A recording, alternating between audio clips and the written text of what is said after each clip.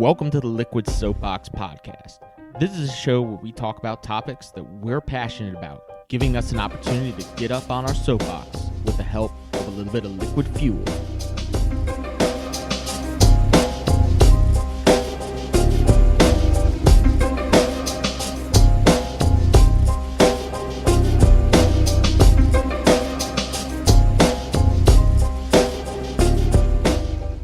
Hey everybody, if it's Monday and we're in the speakeasy, it's time for the Liquid Soapbox Podcast. My name is Dominic Battistella. I'm your host. I'm here with Clint Webb, my co-host. Up, what's up? How's it going, Clint? Chilling. So today in the studio we have a special guest. We've got Victor Graham. Victor, why don't you tell us a little bit about yourself? From Durham, living in Durham, Bull City. Happy to be here in the speakeasy. Appreciate you having me. Of course. CEO of Rhythm Slide Music Hall, which is an up-and-coming music hall that was located in Durham. I did use the past tense, but that is not the end of it. As a lot of businesses are using the past tense now because of COVID, which is very unfortunate, but that's the way of the world. My passion for many years has been the music, the history of the music, and the glorious things that the music brings to all of us. We love the music. Absolutely. We start with what happened with the music hall, and then we'll work our way back to the music, because there's a story behind that and how we got to the music hall. One thing that everybody is very aware of is a lot of the economic impacts that happened due to COVID and the shutdown of COVID. But I don't think a lot of people know people that are in the music and entertainment industry. A lot of people know folks that are in the hospitality and hotels and that sort of thing, but not entertainment. So how was that impacted by the shutdown? The shutdown, it affected the music industry all the way across the board. Sure. From the artists to the clubs to the theaters. And unfortunately, we are the last people to really have the opportunity to get up and running again. Yeah. Because all of these type venues are super spreader type places where you just simply cannot have a lot of people. There have been venues that have tried the 20% rule and things of that nature. And we're just kind of all over the place, and a lot of that just simply don't work. It didn't work for us. It can't work for us. What was the capacity of your place, Vic? Capacity of my place was a little over 600. So if you're working at 20% of 600, that doesn't leave you with... It don't leave much. Right. And there's so many obstacles to that, because in order to create and maintain the social distancing, people have to interface with each other at least to some extent. It was just a very tough thing to do. Not that it couldn't be done, but it was one of those situations we didn't want to add fuel to the fire. So we just backed off and just kind of let it go, at least temporarily. My understanding is that the city of Durham was significantly more strict than some of the surrounding cities and counties. I know Wake County was a little bit more lenient than Durham. Yeah. They were, and kudos to them. There are a couple of different ways to look at this. I'm up the school that says, hey, look, let's just shut this down and everybody just chill out and let's get through this thing. And then there are others that say, hey, no, we can do piece by piece and that kind of thing. Nobody's really wrong in this. Everybody's on their own with their own opinions. And I was one of those, just stay home, and I just cringe when I see a bunch of people at the beach and all of those super spreader events, because this is very serious business. And it's something that none of us thought would happen in our lifetime. Well, we're here, and we're still here, and we all just have to respect the virus. Well, just a little quick thing on that real quick, so we don't have to turn back to it. You just got your second vaccination today. Yesterday. Yeah. I did. And you said you're feeling good. I'm feeling fine. A little fatigued, but got my second vaccination, and I'm so blessed because I had COVID as well. I had COVID back in December. Oh, wow. Didn't feel anything, didn't know I had it. Got a phone call from a contact tracing type situation, and I said, well, I'm fine. And my wife said, well, you want to go get checked anyway, just to be sure. And sure enough, I came back positive. That's what this particular virus can do, and just we don't know how. So you were asymptomatic? You never had any symptoms from it? No symptoms. So that's a blessing. It was a blessing. Okay. Sorry, Dom, I know you had some more questions about rhythms. I was going to ask, were you able to, as a business owner, take advantage of some of the programs that were available through some of the stimulus bills that were passed, such as the Paycheck Protection loans and whatnot? To a certain extent, and a lot of that is still going on. There's a Shuttered Venues Act that's part of the stimulus plan, and that has not been dispersed as of yet, that they're still trying to get the logistics right to do the disbursements and how it's going to lay out. So there are some programs out there that we've taken advantage of and want to continuously take advantage of the programs that are coming as part of the second stimulus bill. So all of that is being worked out, and hopefully there can be some light at the end of the tunnel on that. Sure, but they have those things in place for somebody who has rent due at the first of the month every month. Knowing that those funds are going to come doesn't help you Not at today. Right, because you can't book any acts. No, I can't book any acts. And you have a big space, too, Yeah. so that rent couldn't have been cheap. Oh, it wasn't cheap So, at yeah. all. And then you've got, and it's a domino effect. It starts from one business. It's amazing how what happens with one business affects another business, and it goes on and on. There's a blessing in this, in all of this. So I look at this, for example, like I said earlier, I had COVID. Well, some people don't get a sniffle, and some people, COVID takes them out. I'm one of the persons that did not get a sniffle. Yeah. So above and beyond all the business part of it, I'm blessed to be here and talking to you guys. Yeah, you are. And I take that as such, and I don't take that for granted at all. Of course. That's a great silver lining. And the illness, the numbers on the COVID, as well as the people that have died, that is what garners a lot of the headlines that you see when you talk about the impacts of COVID. And rightly, right? Because you can replace money, you can replace businesses, you can't replace people. There Right. you go. However, it doesn't mean that it doesn't hurt Yeah. when you can't do business, when your livelihood is dependent on having people in a business. A lot of folks are very lucky to have the type of job where you can work from home and continue to make the same paycheck, and those people really weren't impacted at all when it comes to the financial side, and very little when it comes to actually contracting COVID because they weren't interacting with other people. But there are people who were considered either frontline workers or essential workers that had to work in, say, a warehouse distribution sites, those sorts of things, and they were contracting COVID, or they just couldn't go to work. Other people who weren't considered essential workers, and they lost homes. And even though there was some protections available for people as far as putting a hiatus on evictions, it doesn't mean those evictions aren't stacking up in court. And then as soon Absolutely. as those protections go away, you're going to see a lot of people Yep. losing homes. So how have you been able to weather the impacts on your business? Again, I've been blessed because I have a business that I was ongoing when I got into the rhythms thing, which is a little over 2.5 years with the Rhythms Live Music Hall. So I was able to resurrect that and just stay afloat, survive. And again, I'm study counting, man.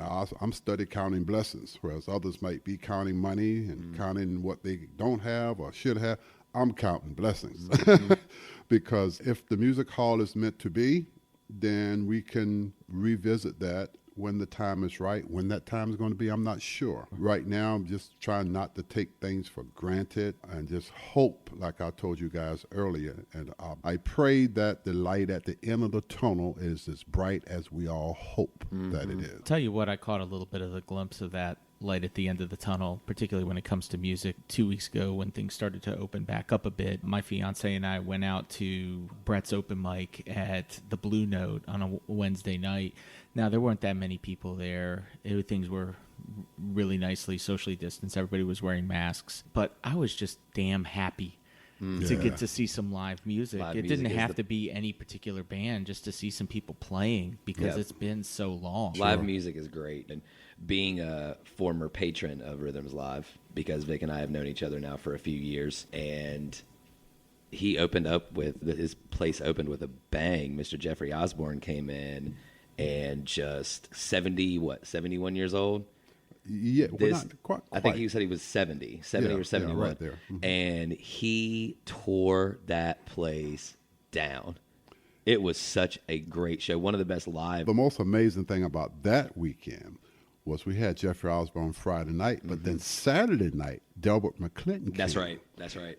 And whatever Jeffrey left on the plate, he Delbert cleaned took it up. And music is just such a universal thing. Everybody can identify with some form of music, be it, hey, this is what we parted to in high school or whatever the case may be.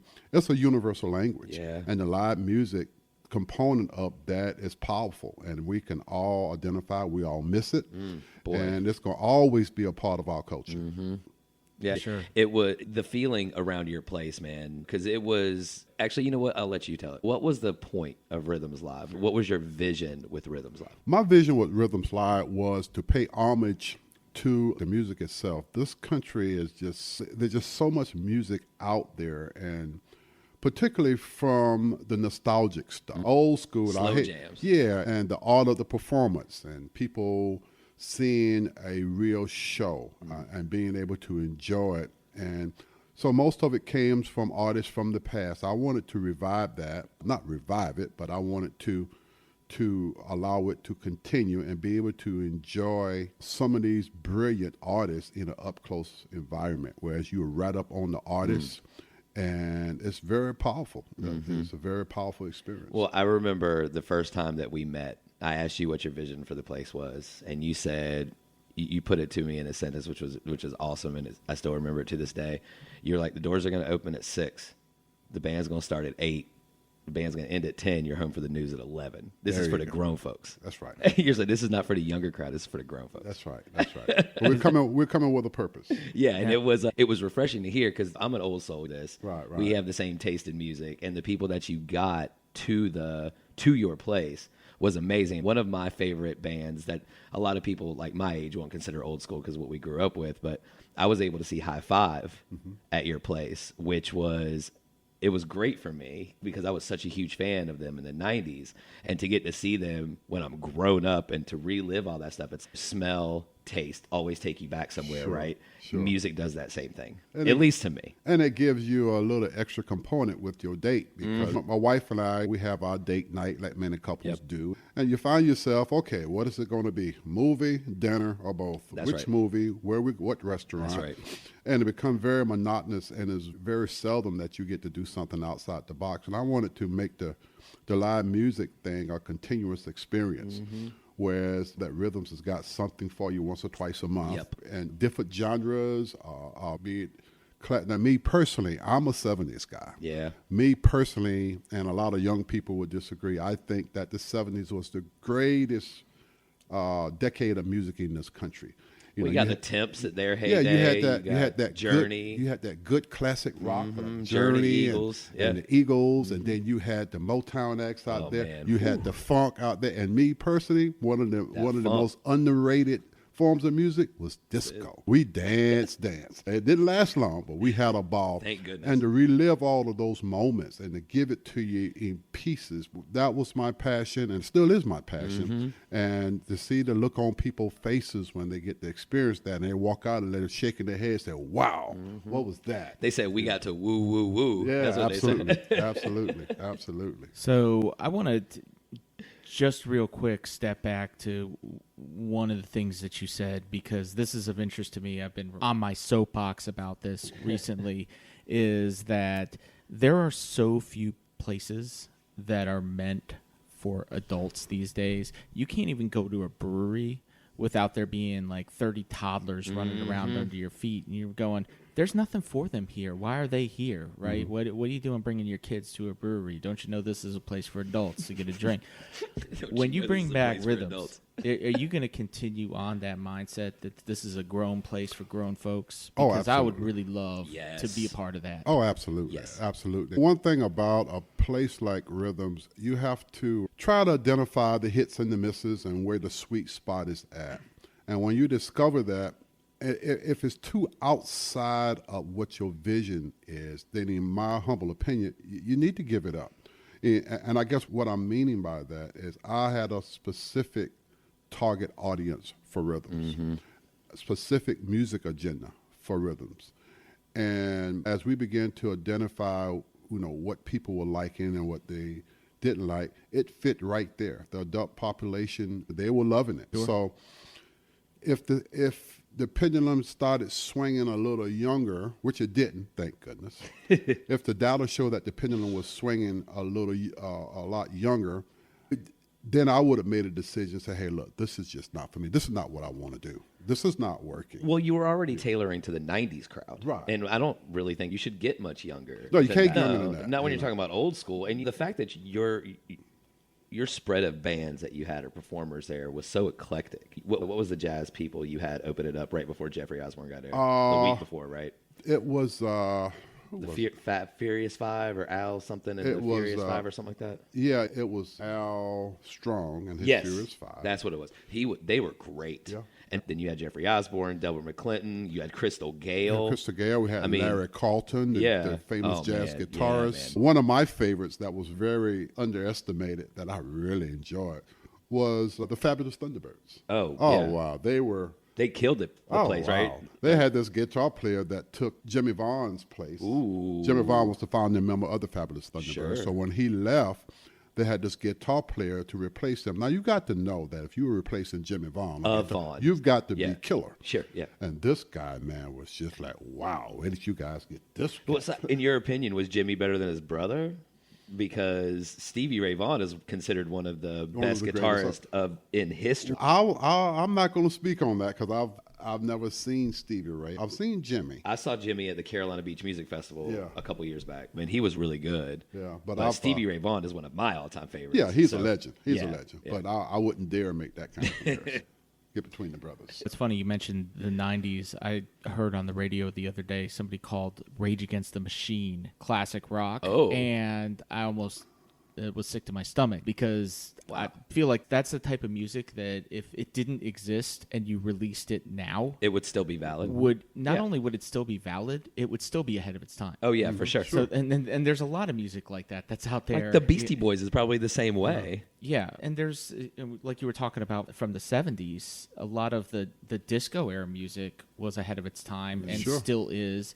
And it's still being sampled. Absolutely. As they do have a lot of samples, don't they? Oh yeah. I'm not a disco fan, Victor, so I'm going to have to disagree. Well, there. but you may be and don't know it. And you look at the music today, you see all these what do they call it? These techno type releases. That's disco. That's all disco. That's disco. I'm not a fan. They're calling it something else, but right. it's disco. I am a fan of the Motown. I am a fan of the classic rock and But the I'll tell you blues. some of the stuff that kind of went below the radar. And they're all over the place. Are these tribute bands? Oh yeah, they've got some really good stuff out there. We had an Eagles tribute band. We had a Led Zeppelin tribute band. What was the Eagles tribute band called? Oh gosh, On the Border. On the Border. On the Border, and they were out of sight. It seems those folks end up playing some of the tribute music partially because they love that artist, but also because people love the songs that they love. Absolutely. And it's hard to break into it's not hard to write your own, but it's hard to get people to adopt your own, especially nowadays. Yeah. And then we miss the old acts. Good luck trying to see Journey someplace. Nah. Good luck trying to see the Eagles someplace. No. Not for less than a grand. You're not going to see Led Zeppelin, of course. Oh, no, for sure. So to get the opportunity to experience at least a piece of that, it's very special, and people really flock to it. And these artists work. They work. I mean, they're all over the place. Yeah, they're in demand. No doubt. Yeah. So, Victor, one doesn't just open a music venue without a significant passion for the music and also a background, a lot of connection to artists and the industry. So could you talk to us, just give us the narrative of how you got into the music scene, the music industry, and then came out on the other side as an owner-operator of that type of a venue? Oh, that is a story, and I'm going to try to make it as compact as I can. Hey, Vic, we got enough drinks, man. We're good.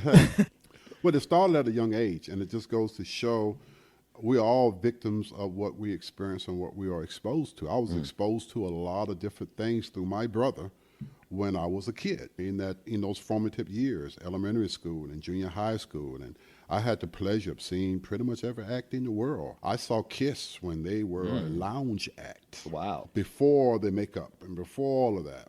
So what does your brother do? My brother at the time was president of the student government at South Carolina State College, but he was heavy into music. I saw Elvis as a kid. At a small venue? No, that was in Vegas. Okay. I saw Elvis in the Jackson 5 on back-to-back nights. I saw Earth, Wind, and Fire when they had one-hit record before people knew them as they are.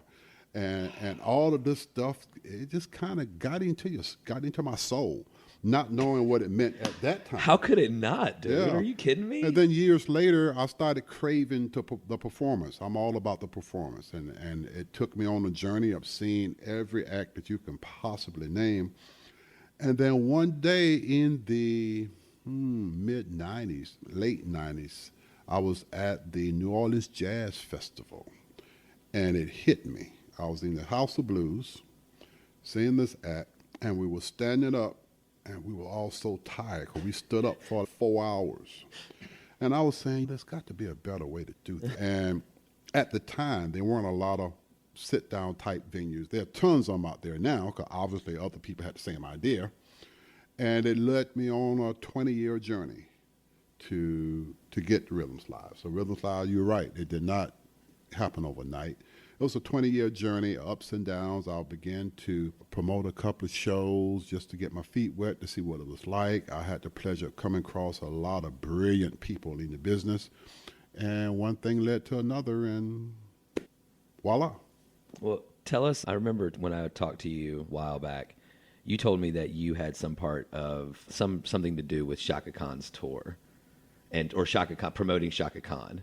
Yeah, I did Chaka Khan. Okay. That was Tell us a little bit about Shaka. Chaka, at the time, she has gone through, all artists go through something, particular artists who were out there for a long time. And she was, you hear all this chatter about different artists. Well, be careful with this person, be careful with that person. Oh, you don't want to do that.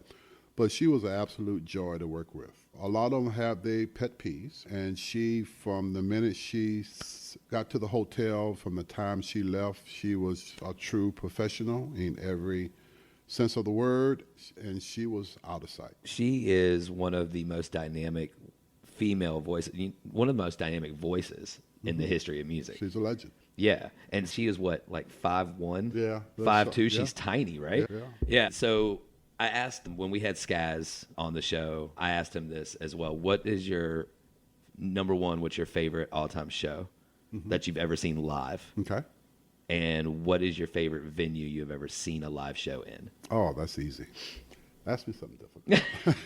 We'll get to those. No, the second part is pretty tough, but the first part is very easy. Okay. I was in the 6th grade, and I saw Earth, Wind, and Fire. Again, they had 6 songs. Now, I have seen Earth, Wind, and Fire many times since, but that particular show was one of a life-changing experience, because at the time, I was in the 6th grade. Okay. And I've never seen anything like that in my life up until this day. Was it in a bigger venue? It was in a college basketball arena, Okay. like a 10,000 seater, and they probably had it half full because they only had one hit record at the time. But the things that they were doing were just so. Oh, they were amazing. They were so musical. Oh, it was crazy. They were young and they were hungry. They hadn't reached the pinnacle of commercial success at that time. They were trying to get there. Right. And they were chewing it up, man, and spitting it out. Man. It changed me. It really did. It changed me. So that was more of an experience, not necessarily the best like music you've seen live, or was it a combination of both? All of it. Okay. Now that makes sense. If it changed your direction, music, it changed your mindset. Yep, it all makes of sense. it. All of it. Now, as far as the best venue for live music, hey, Rhythms Live Music Hall, baby. That's a fair point. Rhythms Live Music Hall. Do you prefer outside or inside concerts? Inside. Yeah. Yeah. Like always have? Always have. Yeah. Always have. I love going to Walnut Creek. I don't know, what is it called now? Coastal Federal Credit Union Park or whatever.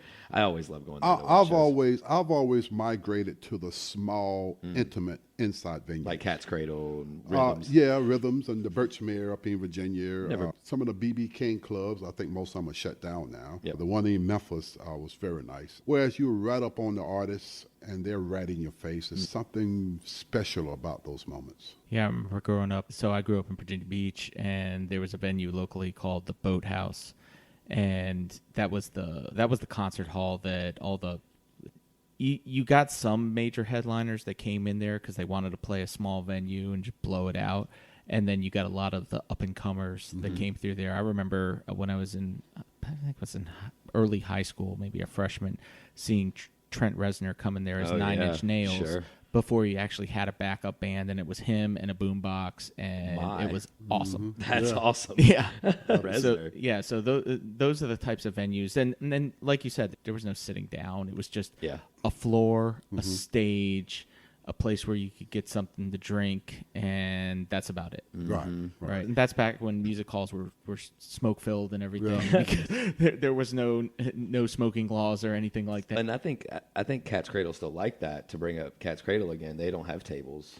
Yeah, Right? but Cat's Cradle, so small. they cater to a college type Yeah, and they're crowd. so tiny. When you're young and in your 20s and full of Yeah, vigor, you can stand up all day. You can stand up all day. Well, my mom, I think I might have told you this. My mom in the 70s, I think it was 1971 or 72, she saw Ella Fitzgerald at the Cradle, bro. Oh, wow. Can you imagine a voice like that in a place like that? No. Man, so I was like, to go back and see, she said she saw Marvin Gaye in concert. Not there, but it's like all these things that I'm sure, like you've probably seen Marvin Gaye. No.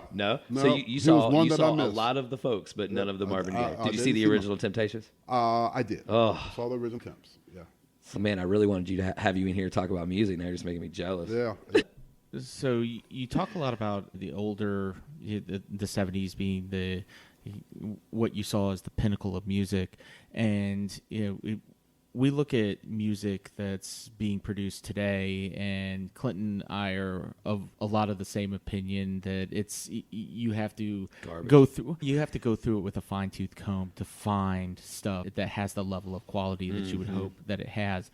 Is there anything out there right now that you've seen as a professional in the industry that you look to and go, these people are doing it right? Oh, It's a really good question. Not outside the obvious. Bruno Mars just knocks knocks me off my feet. Sure. But he is old school. Yes. He's got an old soul for sure. He's an old soul, and I think a lot of it, the purity is not really there, and a lot of it is. Here's something for you: the Communications Act in the '80s, which give you a little history. It allows major corporations to suck up these mom-pop radio stations across the country. Okay, how's that significant? What has happened, because those regulations were all of a sudden eliminated, it allows the ABCs and Clear Channel, so you got the people that are making the music also own the radio stations. Sure. So what it does is it don't get the purity out of the communities. So you have to accidentally hear something, then the technology come, and I believe, and I've seen and I've heard it, there is some brilliant stuff out there.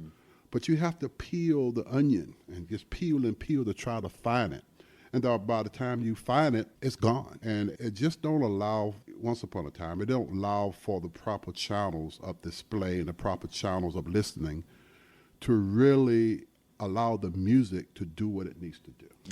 It's controlled. Yeah. So one of the great things about the internet is its ability to democratize radio a little bit more. So if you have a Spotify, if you have a Pandora, if you're able to upload your music or a SoundCloud or something like that, you're able to upload what it is that you produce as an artist. You can get that directly to the people. The only issue with that is that artists used to produce albums, and now you don't really have people buying albums, so they don't produce albums. So the sale of music directly to people isn't what artists are really getting paid for anymore, and they don't get paid very much for download or stream or anything like that. So where artists are making the money is in Live the shows. It's in the shows, and they put the music out there to the people so they can get them to the shows. But now, just like the venues are being impacted, the artists are being impacted. The shows are a casualty. Yeah. How can you speak to your understanding of how the inability to have shows has impacted the artists from your perspective? Oh, it's devastating. Absolutely devastating. And you have to keep in mind with that same scenario that you just laid out, it was already devastating because just like you said, you got up-and-coming artists. They've got a good record out there, but there are no albums. So the artists don't really have the opportunity to go out there and take his stuff to the people like he should or like he can, because he don't have but so much material. So he have to go out there and just try to get what he can and open up for somebody or whatever the case may be and play for what it's worth. But now that COVID is here, He don't even have that opportunity. So what it does, it really circumvents young careers because you can only star but so long. What about the YouTube angle of this, right? Because then you can put your face out there and have your voice out there for free, really. And let's go back to Journey. Their new lead singer was found on YouTube. That's right. Right? Because he sounds just Steve Perry.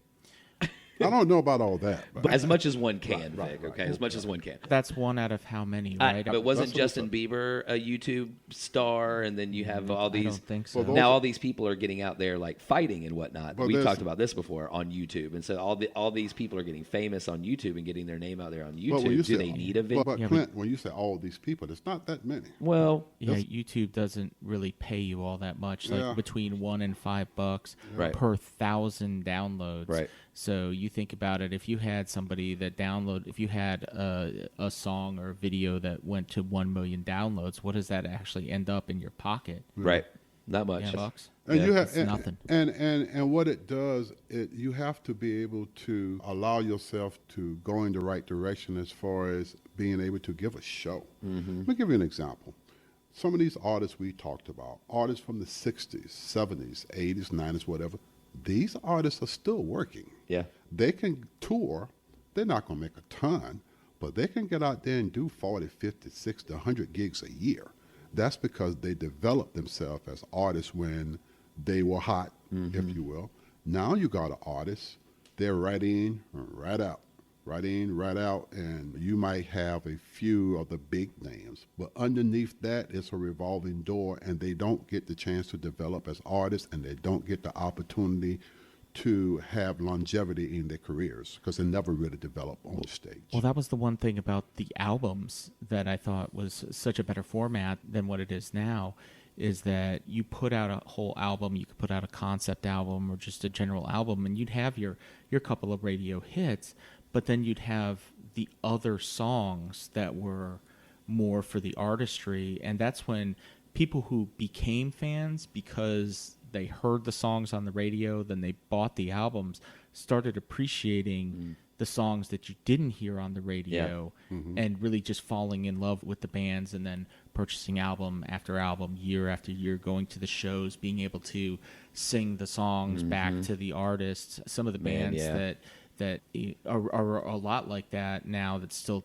tour a bunch, like you've got the Dave Matthews and the OARs and those types of bands where you heard a handful of songs on the radio, but most of their catalog people fell in love with after they discovered them, that you never heard it on the radio. Man, that was one of my favorite things about working at a music store, because I worked at a music store for 5 years or whatever it was, and it was always what's the best song that nobody knows of. We used to talk about that a lot, right? So what's the best song on this album that nobody knows of? And so we used to listen to albums, like all of it, like all the way through, no matter what it was, and no matter how bad it was sometimes, which was, pretty interesting. Like that, I think I've mentioned this before, that Drag On album that came out when Jay-Z's album came out was atrocious. But it was one of my favorite things to do. And speaking on the live events thing about people singing back to you, Garth Brooks is the best at that, man. I've never seen a show that he has audience participation like you wouldn't believe. It's because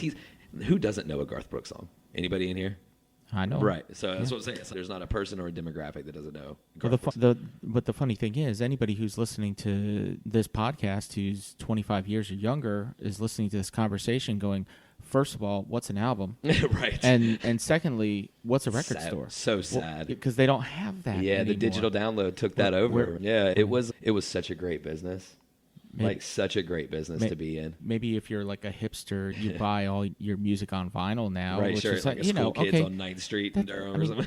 that's awesome, but that's a handful of people out of the vast majority who their Downloads music, it. Well, it's not just they don't download it and burn it to something anymore. It's just all right. What's on Spotify? Right. Yep. What's on Pandora. What's funny is my daughter, Layla, she has 4 vinyls, I think now, 4 or 5. She loves them. Yeah. And she said she's going to keep buying them.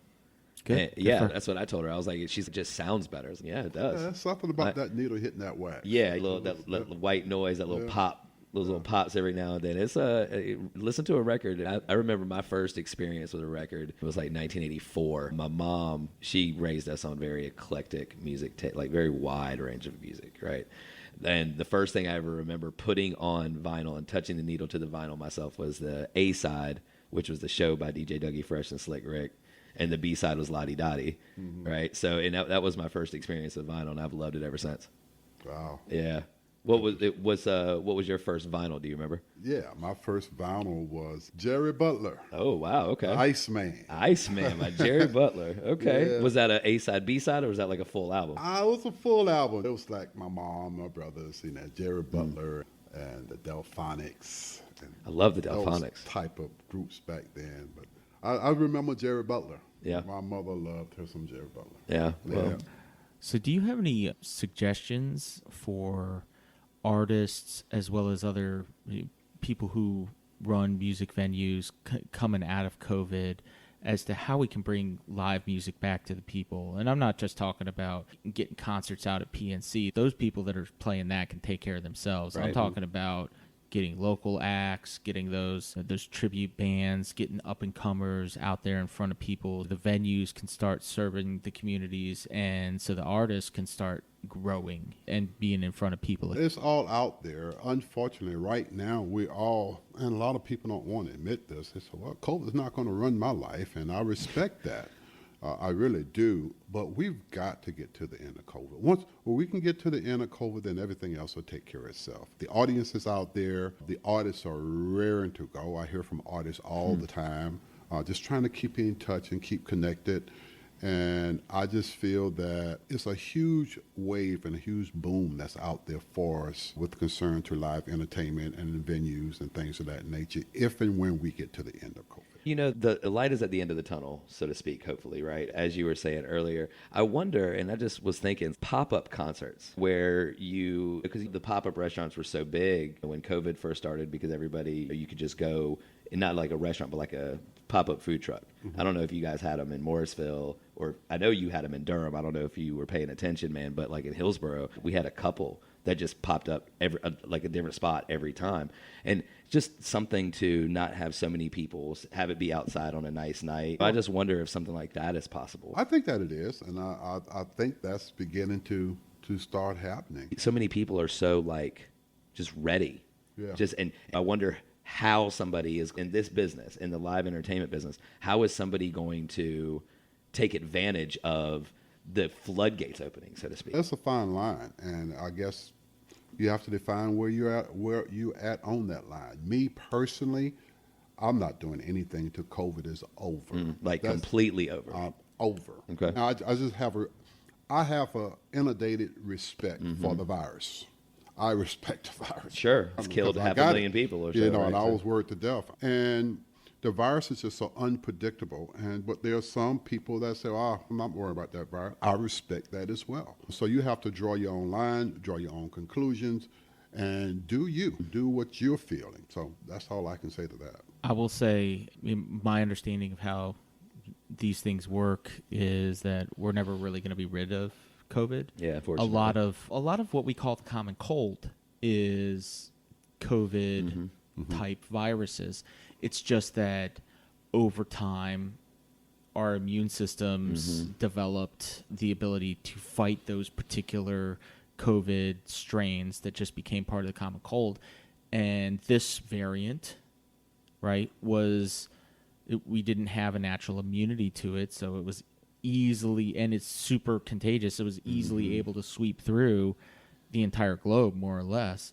Yeah. So that's the whole point of getting the vaccine, isn't that you get a vaccine, you're never going to get this variant of COVID. It's that now your body is able to fight it just like it would any other version of flu or cold, but it's never going to actually go away until everybody either gets it or is Well, vaccinated. so it's like the things that they used to vaccinate for, they no longer vaccinate for. Tuberculosis, polio. Right. Well, that's because they eliminated the virus altogether, right? There's just no more of that going around. But the cold is still going around. Those COVID variants are still going around. The flu variants go around each and every year. This is just going to get incorporated into all of that, and it's not going to impact as many people. Now, for you, is the bright line getting to the point where the scientists and experts in the CDC say it's never going to be 100% gone, but we can go about living our normal lives? Is that the line? No, or, it's a blurred line for me. And sure. And here's why. Again, we go back to that age factor. Remember, my venue catered to an adult population, 50 and over, that kind of thing. When you get up into those ages, a lot of my customers were seniors.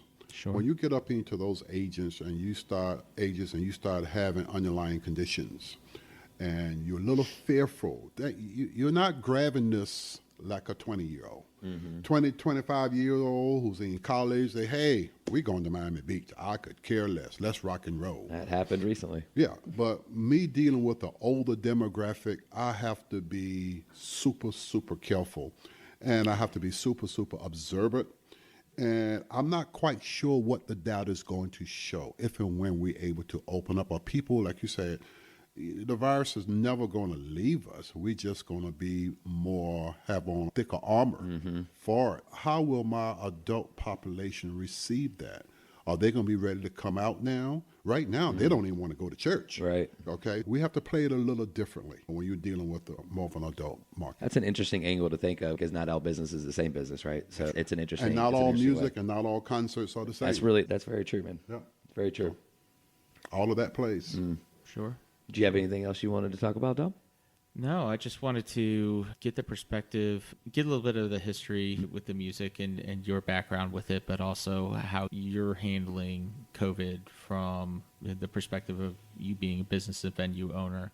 If you could, and we asked this, we brought up Skaz before, we asked this question of him, being that you've been in the industry for so long, if there's let's limit it down to one thing, any one thing that you could change about the music industry right now, what would that be? Oh, wow. I'm a believer, I'm a grassroots believer. The one thing I would change is I think we need to do a better job of implementing the arts within the school system. Instead of taking them away like they are? Yeah. See, a lot of the stuff started in the 80s when we had a lot of politicians had a lot of budget cuts, and a lot of the stuff was taken out of the schools. One of the things that made a Motown great, Stax Records, was these music programs in these high schools. People were playing instruments. People had bands and things of that nature. The music. I would love to, and I'm a bit of a throwback. I get that. I would love to see the youth start embracing the culture of the music a little more. And I think that starts within the schools. One of the things one of the influences that I think a lot of artists do attribute to their growth as an artist is their upbringing in the church. And you just mentioned that's something people are fearful of going back to now. How do you see that impacting the future of music as well, that people haven't been able to make those connections for at least a year, and puts them a little bit behind in their development and both love and skill in being a musician? The art is going to always find a way. Don't get me wrong. You're right. Like, what was that movie? I think Jeff Goldblum, was it Jurassic Park, where he said, nature always finds a way. Life will always find a way. The music will always find a way. It's a good pull, Vic. It's just the quality of the music. Sure. And that's what we're up against, of losing, is the quality and being able to spread it in more of a significant way. But the music will always survive. The street will always be the street. But it would be nice if we could have more of a foundation for the youth to gravitate to the music and want to play the music, want to play an instrument, want to play a drum or a guitar, whatever the case may be. And I think that's the building block to a lot of this stuff. Well, kind of speaking on all this stuff, who would, like, do you remember, if you can recall, somebody that you saw live or that you knew because you saw them in a studio or something, that you're like, man, they're going to make it, and they just never did? Oh, sure. It was a band. My cousin led a band back home when I grew up in Sumter, South Carolina. A band by the name of Brown Ash. Brown Ash. Okay. Brown Ash. What kind of music? They back then it was funk. Man. Okay. It was funk. Was that back in like the George Clinton days, the Yeah, Parliament days? yeah, Okay. absolutely. Well, it was Okay. a little before that actually. Okay. And So what you're saying is George Clinton stole from them. I wouldn't go that far, but they had something special. But the music changed. The synthesizers came because they were a horn-based band. Casey and the Sunshine Horns. Oh, Earth, Wind, and Fire does a lot Yeah, of a that. lot of horns. But Yeah. you notice right around the latter 70s, synthesizers came and just knocked away the horns. You can get a horn sound on And your that's a synthesizer. shame, man. And the same thing for the drums. So all of those things started changing music and the quality of the music a Yeah. little bit. A lot of bands lost their way with innovation, and technology is a double-edged sword. It is. It is. So- Always has been. The horns came back for a little bit during the 90s when the yeah, ska like, movement came exactly, around. yeah. But then they went away again. But I think you've got a good point with the technology Yep. getting in the way of the artistry because nowadays everybody's auto-tuning their voice. And even you said the music finds a way, but right now the way is through the computer. Now certain bands are practicing it via the internet or doing shows via the internet. But what I find a lot of people doing though is they're actually making their music via the computer. They're creating loops and things like that, and the computer itself is becoming the instrument, almost like the synthesizer did take place, and you're losing the connection with actually playing the instrument. Yeah, one of the deadest aspect of music right now are the corporate studios. You had a music company had the studio. You go in the studio, that's dead. People got their own studios. Well, you basements. can Yeah. look at what we're doing Look at right what here. we're- We got a yeah. radio studio Sure. here. Who needs to go get a radio show Sure. at the local radio? We can post up here in my garage, do a recording, and put it onto every single major podcasting outlet and be heard by millions of people instantaneously. That's right. And that brings us to the engineers and people like that. The need for in-house engineers have decreased. But interesting enough, over the years, the need for live engineers has increased before COVID. Yeah. Because what has happened, the venues are popping up all over the place. Just like I predicted 20 years ago. I said, there's going to be venues. Live With music. sit-down seating. Yep, seated, et cetera, et cetera. So I know a lot of engineers that went from the studio setting to learning how to be a live technician because that's where the work was. But right now, everything's just flat because of COVID. We just have to. I do want to ask you a question. It may seem unfair, but I want the first thing that pops in your head.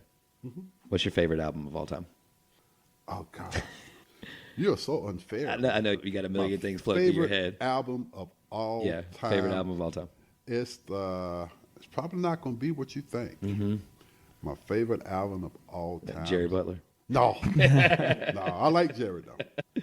My favorite album of all time would probably be Mother's Finest self-titled album, the very first one. You've talked about that before with me. Yeah. Because they didn't come to Rhythms, did they? They were going to come to Rhythms. They were on their way. That's what it was. Okay. Yeah, it's a tough question, man. Yeah, but because but especially for a music guy. I will you know put what I mean? that up there. Yeah. So if you could snap your fingers and COVID's gone away tomorrow and money is no object, whatever it is, who's the first band you're booking to Ooh, play the money is first no show? object, Vic. Yeah. If Mother's Rhythms Finest. opens. Who's the first band you're booking? I would go back to the beginning. Yeah. Start it all over. I would recreate that weekend that we had. It was good. In 2019. Yep. I would come back with Jeffrey, and the next night I would bring Delbert McClinton. Yeah, it's a good way to start a I would, place. I would start it all over again. Because you sold out both nights. Yep, and Right. both artists was just Right. Nobody got hurt. No. Nobody called the cops for loud noises or it anything was, like that. It was killer, and people, those two particular artists and those two nights exemplify what I want. When people left those shows, they got it. They did. They said, "Oh yeah," And they were sweating I and- see what he's doing here. 'Cause they were- I get this. Because although you had tables, they were standing up, dancing in the wow. aisles. They couldn't and- get enough Yeah. because it wasn't normal. It was so outside the box. They sat down when they wanted to sit down. They stood up when they wanted to sit down. And you had these two brilliant artists just putting it all in their face and say, "Take this, and take this." audience participation, Yeah. which you can't have a Jeffrey Osborne go out in the aisles of Madison Square Garden and interact with the crowd like you can with him at Rhythms with 600 people and him walking around having people woo woo wooing in a microphone. You can't have that at a larger venue. So those, I will start off with those two acts. Yeah, start it all over again. Yeah, I can feel that. Yep. Awesome. One last thought, Victor. When you do, what do you want to tell the people who came to Rhythms, who were your regulars, who supported you right now? If you could tell them anything. I want to tell them that how grateful we are for their presence and their support, because we saw the same faces over and over. And I believed, and I still do, and the proof in the pudding is in the eating. When I believed, I said, hey, if I get you to Rhythms one time, I got you. Oh, yeah, you'll come back. And I saw the same people, and I saw that list. It's all in the data. You could tell with the data and the emails and all of that stuff. They came back over and over and again. And I'm just so grateful that they gave the concept a chance.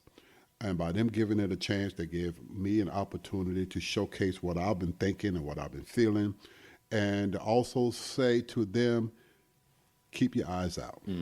It's not over yet. The last thing I want to say, and I'll just add to what you just said, as part of that community, we should thank you for bringing that to Durham, because Durham is a very musical city. Oh, absolutely. And Durham didn't have anything like this. Yep. And not only that, Clint, and I thank you so much, and I received that, but not only that, we have so much talent in Durham. Oh, yeah, for sure. In Raleigh, too, in this whole area, local talent, regional talent, and we was just beginning to get cooking. And as I was approached by so many bands, rock bands, funk bands, pop, all over the place. And I made it a point to say, hey, look, I'm going to give local artists an opportunity. Rather than they open up for Deborah or Jeffrey or we had Sheila E. They open up for some of these artists, or they get a Thursday night on their own. And I receive what you said, but I'm just so grateful that people came and the talent that we were able to showcase. Dre over there shaking his head when he heard you had Sheila E. Oh, and he ain't know. Oh, yeah. Oh, yeah. Because talk about somebody that could play some drums. Boy. Oh, yeah. Hi, Vic. We appreciate you being Very here. much, bro. Thank you for very having much for the conversation. Yeah, man. All right, everybody. This has been the Liquid Soapbox Podcast. If you want to hear more conversations like this, make sure you hit that subscribe button. Give us a review, 5 stars, please, and share us with your friends. We'd love to have you bring folks in and suggest some conversations, because we're always looking for things to talk about. Yep. And join us here next Monday. See you next time, Dom. All right, thanks.